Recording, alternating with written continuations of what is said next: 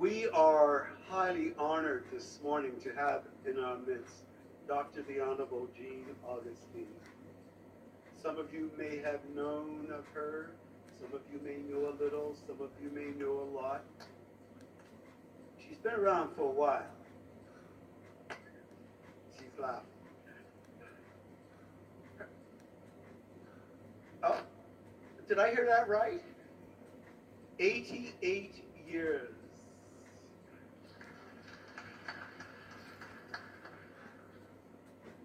I want to look that good. Should I reach that age? Amen. We are so happy to have you with us this morning. I know what your February schedule is like, and part of that is because you're responsible for it.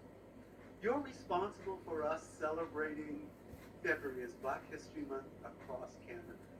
And today we honor you. We honor this Canada's first Black woman elected to Parliament. We honor this immigrant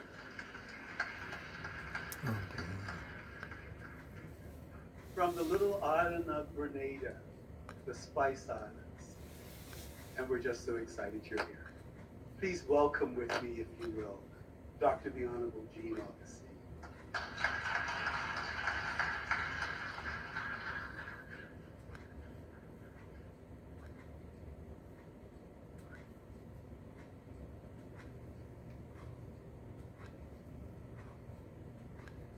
Merci beaucoup et bonjour. I am so honored, so pleased to join you, St. Paul the Apostle, Rexdale, as you celebrate at this Sunday service for the Holy Eucharist, the fifth Sunday after the Epiphany. I think that what I was asked to say, what I was asked to address, seeing so many of you that I have known and have met and I have socialized with over the years, it is again an opportunity to affirm, confirm, reaffirm some of the things that you already know about Jean Augustine, the woman from the most beautiful and progressive island of the Caribbean. Is anybody debating that? Those are usually my fighting words. Grenada. Yesterday, Dr. Randy, was an important day for me in terms of my being in Canada. The government of Canada yesterday unveiled a plaque. You know those plaques they have standing where there is history on the plaque that stand in our various and varying communities. And that plaque was a plaque dedicated to the West Indian Caribbean domestic scheme. That plaque was to honor a program that was started by the federal government in 1955 and continued until about 1967, I think, and brought to Canada 3,000 women from the Caribbean to work in the household of Canadian families. And that plaque will be placed at the Bathurst Bloor subway. You know, when you're going into Bathurst Bloor, there is a subway, there is a little bit of a lawn, a little bit of grassy plot just before you get into the subway. So that plaque is going to be planted there for everybody to see, all of Toronto, all of Canada, all of our tourists and international visitors.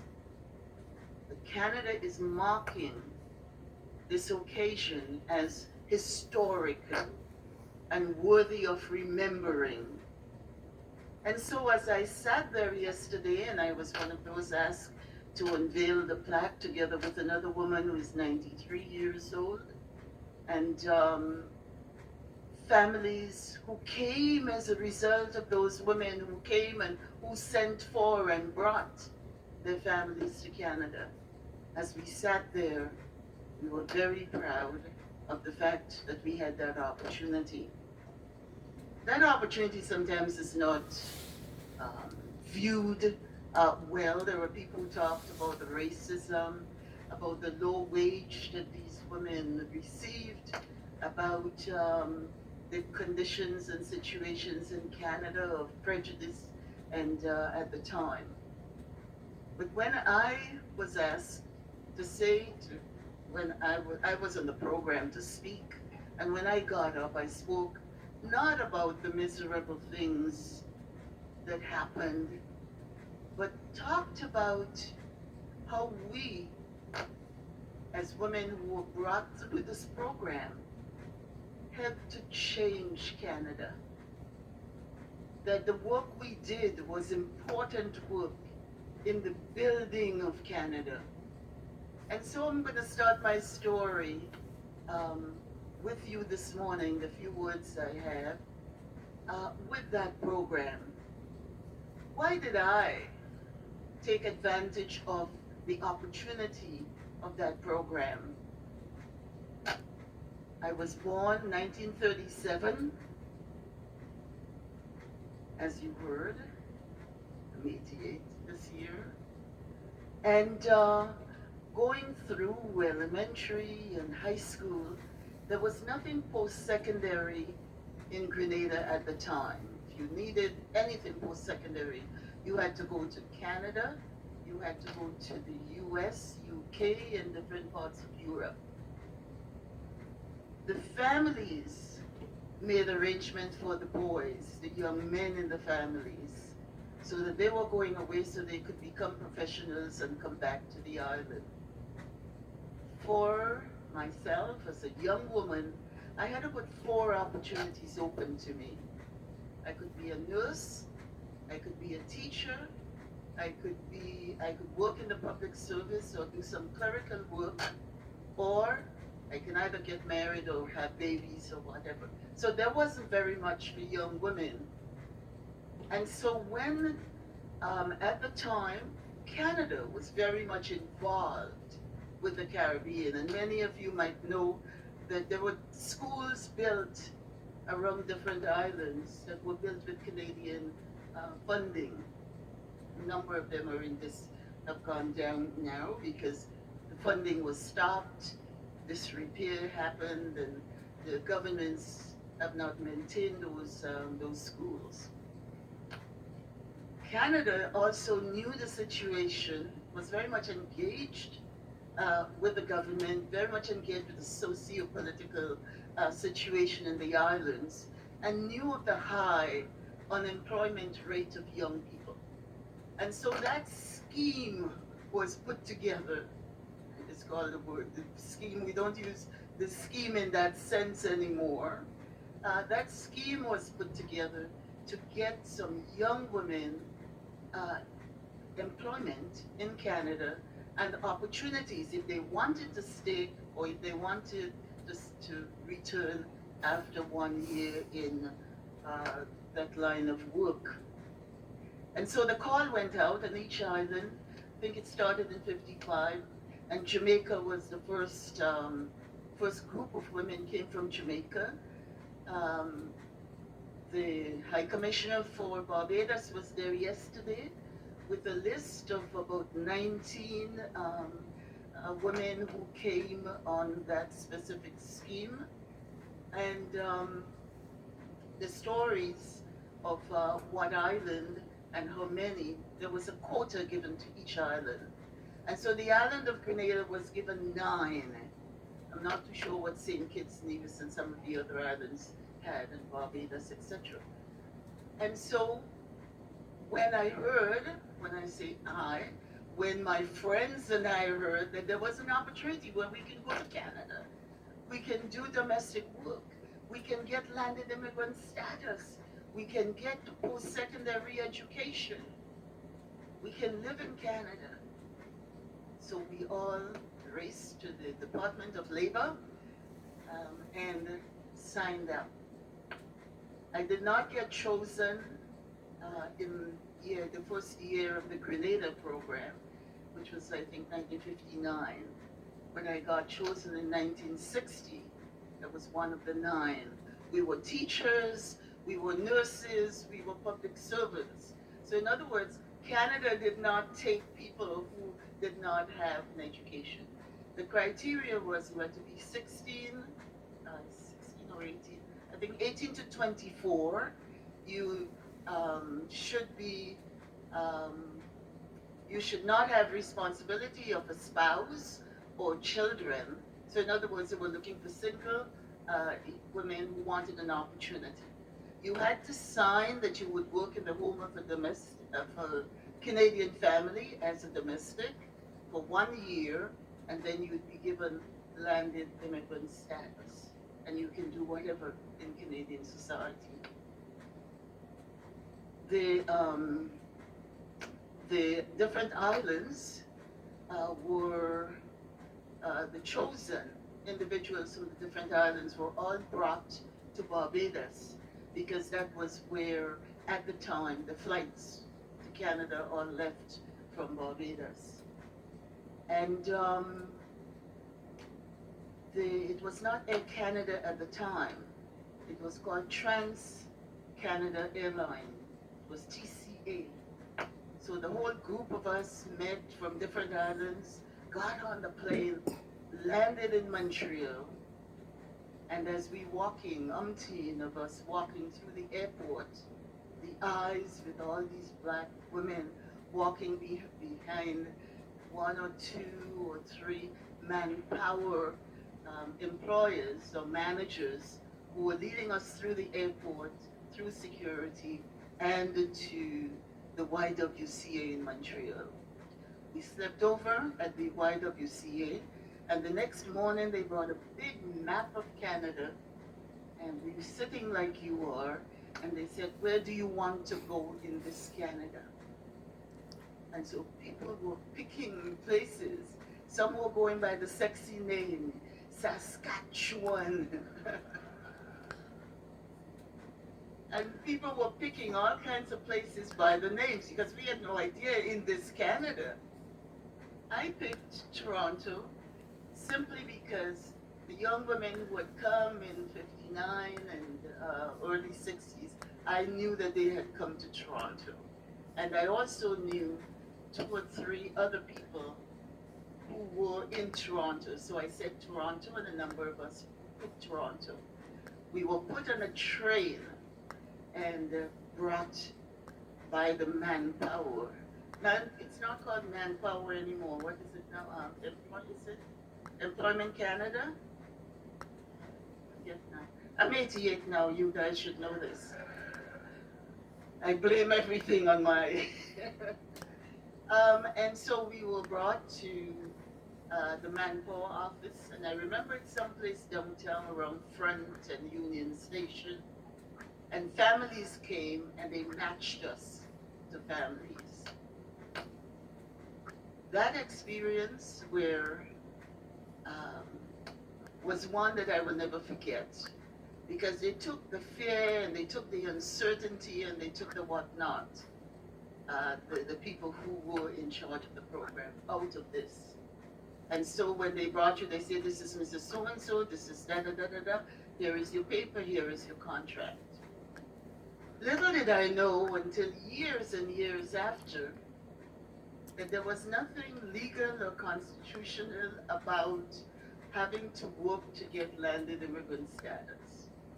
That they had stamped in our passport and they had given us that piece of paper, and we could have just walked right off the plane into Canada, because there was no way that they could make this kind of part of the immigration policy and keep us.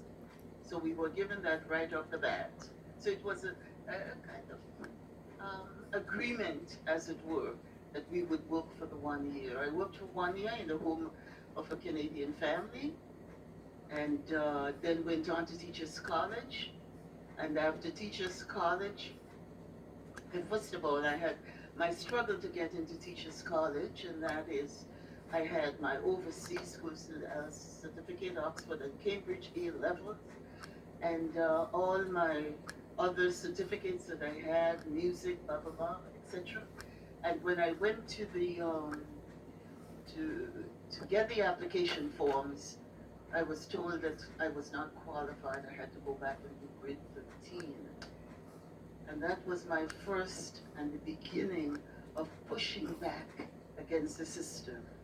I just stood there, and as the old song would say, I refused to move. I just stood there until a supervisory person came who understood what overseas school certificate was and what all the pieces of paper I had said, and said you're qualified to enter Teachers College.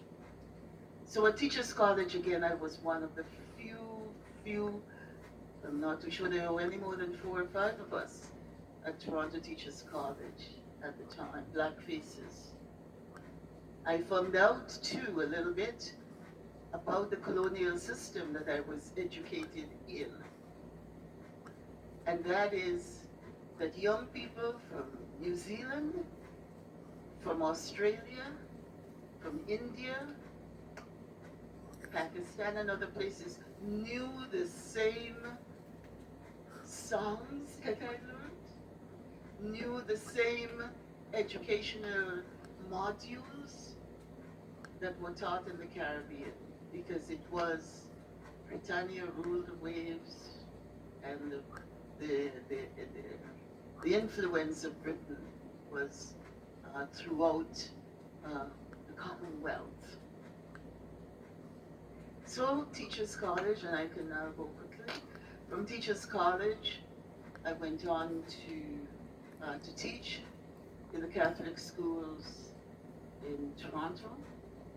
And as I moved from school to school, or as I got promoted, which again is a whole other story, as I watched less qualified men being asked to go put your name in, or VP, go put your name in. And I knew I was a good teacher. I knew that parents wanted their kids to be in my school and my classrooms. And so, working through the system, but dealing also with the society. Because if you can think back to 1960, the world was different. Canada was different. We had no Charter of Rights and Freedom. That didn't come till 1982, when we repatriated our Constitution, took it from Britain and brought it here, and then amended it with the Charter of Rights and Freedom. And we have one clause in there that we felt was very important, and that those of us in the community work to ensure that you can't discriminate against me on the basis of my age, my creed, my my nationality, my place of origin, etc. And I was in the Parliament of Canada when we added 2 words, sexual orientation, to Section 15 of the Charter. We had no human rights code. That didn't come until 1962 with Dan Hill and others, Human Rights Commission. So that when a landlord said, it's for rent, but we don't rent to you people, you had no recourse. We had no Landlord and Tenant Act as we know it today. We had no complaints procedure, no way that we can complain about what was happening. We had no voices on radio or CBC or any of the television that showed our faces. And so there was a lot of work to do, and there were a lot of activism and a lot of push against the system to make sure that we can have policies and guidelines and regulations and address the issue of discrimination and prejudice and workplace equity issues. Actually, we had teams, whereas a black person, I'll go and do the test, ask for the job, and not get it, because an HR person can say, you're just not the right fit for our company. And then we had to have others, white people that we call allies, who would go right after the black person and ask for the room or ask for the apartment or push for the job. So those early 60s and 70s were difficult times for people of African descent. At the same time, to the south, there was all the civil rights movement, and I've said the SNCC, the Student Nonviolent group coming to Toronto talking about, I think Martin Luther King coming to Toronto. And we were watching the marches and the demonstrations. And I jokingly say to young people, Toronto is quiet now. There was a time every weekend there was a march, there was a demonstration against some issue that we were trying to ensure that those who made decisions recognize the importance of where we ought to be. So I worked through as classroom teacher, vice principal, principal, supervisory officer. And then I was noticed and being asked to sit on various and varying boards. Hospital for Sick Children. The federal government had just taken over Harbourfront and wanted a federal presence, and so I was asked to represent, by Pierre Trudeau, to represent the government there. I worked on all kinds of issues with, it was a hospital for addictions, and worked in several areas. And I was asked to, later on, I was asked to be chair of Metro Toronto Housing Authority because of some of the work that I had done in the area of housing with others. I am not standing here boasting. I'm standing here telling you the story. I'm also wanting to affirm that I did not do any of all of those things alone. I was always with a team. I was always with a group. I was always in the midst of the activism. There were times when I could be at the front. There were times I had to be at the back because I wanted to ensure that I could continue to work in the environment in which I was. And so in 1993, I was approached by John Tory, and I were really good friends working on the board of Harbourfront. And so when he left the board of Harbourfront, he called me and said that he was asked by Kim Campbell to find some folks to lead our campaign, and would he bring some folks with him. At the time, the whole discussion was around women being engaged and involved in every level of institutions. And the Scandinavian and others had shown that 30% was a critical number. That if you have 30% of women in an organization, you can change it, not just one, not just two, but 30%. So each one of the political parties was looking for that 30%. So anyway, I did take the challenge, and I ran and won in Etobicoke Lakeshore. That's a whole story by itself. I got to the House of Commons. There were two men who had gotten there before me. Lincoln Alexander, with the short-lived Joe Clark's government, and later on Howard McCurdy. And I think Howard ran in 1993, the same year in Windsor, and lost. So I found myself as the only African Canadian black woman there, with one other man, Ovid Jackson, And Ovid was the mayor of Owen Sound and had been the mayor of Owen Sound for 6 or 7 tours. There were no breadcrumbs left for me to follow. There was no one who was a mentor and can say, do this or don't do this.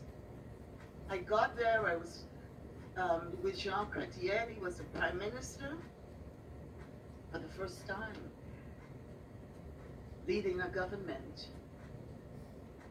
And I got there as his parliamentary assistant, right up there with him. But I had transferable skills. I could read, I could decipher things, I could write, and I had learned how to deal with people over the many years because it's a team sport. Politics is a team sport. It was different then. In the House of Commons, for the very first time, we had the Bloc Québécois, and for the very first time, we had Preston Manning and the Reform Party. So now we had the NDP, the Reform Party, the Bloc Québécois, the Liberals, and the Conservatives were devastated or down to 2 members, Jean Charest and Elsie Wade.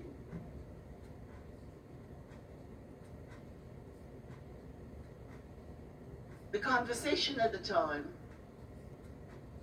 right? So you get to Parliament and you have the fire in your belly and you want to do things, and all across the country, every black person think they've sent you there, and you get letters from everybody.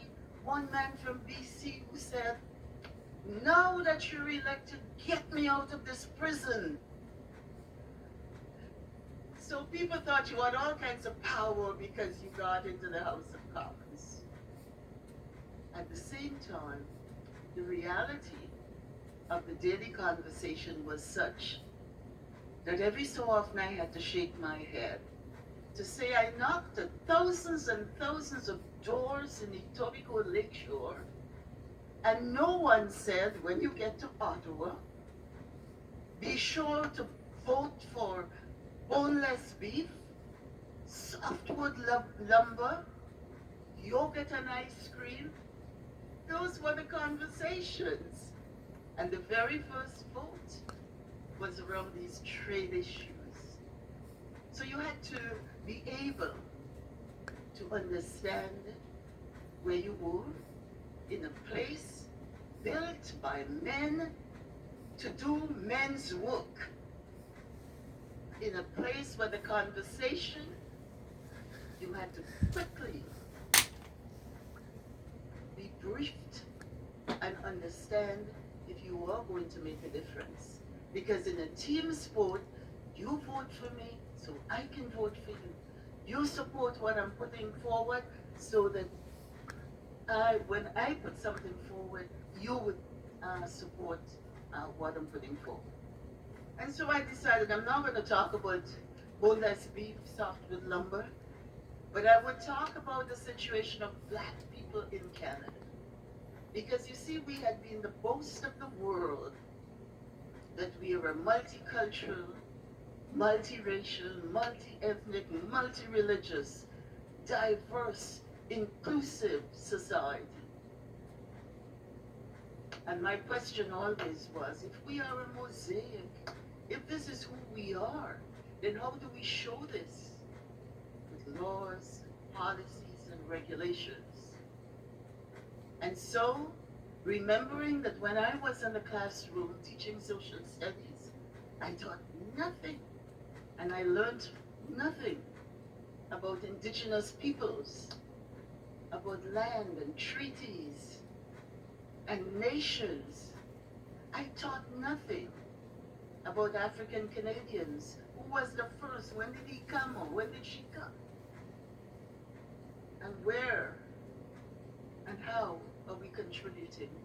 And so I started to frame something to ask how I can imprint that, not to change the conversation around the trade issues or around the GST, which was a conversation at the time. But really, how can I add this? And so I got to the script and I wrote everything down that I wanted to say. And then I went to the House leadership and they said, you have two avenues here, Mrs. Augustine. You can either do a private member's bill where you can put all of this in to be debated, or you can go for a motion with whatever you put in the motion not debatable. And so I could imagine what it would have been like to have a debate about the black persons in Canadian society. So I thought I'll go for a motion. And the motion went right to the gut of what I wanted to say. And so I called on my colleagues to support my motion. And the motion very simply said that African Canadians have been in Canada since the early 1600s, 1603, they're around. That African Canadians are a diverse group of people coming from Africa, coming from continental Africa, coming from the Caribbean, coming from different parts of the world. So we're a diverse community. And thirdly, we have been contributing to the building of Canada and would like unanimous consent to declare February as Black History Month in Canada. When you want consent and when you want people to agree with you, you have to speak with them. There were 308 members of Parliament, and so I had to talk to each and every one of them because I didn't know who was going to be in the seat at the time when I would stand up, so everybody had to know. So I walked around, and I jokingly say, I became a stalker. I would go by the washrooms where people were coming out and tell them about my motion and ask them to support me. I would go by their office door. I would go by the little buses that run between offices, anywhere that I can find the members. And I would check their name off. I had my little thing and I would be checking their names off. As I tell the story, as I did about getting the consent, I was talking to some high school young people, and one young man at the back said, Mrs. Augustine, why did you have to do that? Why didn't you just send them an email? I had to remind him that 1995, we didn't kind of do email. Email wasn't born yet. But anyway, I got the consent. And from that day, December 1995, Black History Month was declared in Canada. Why February?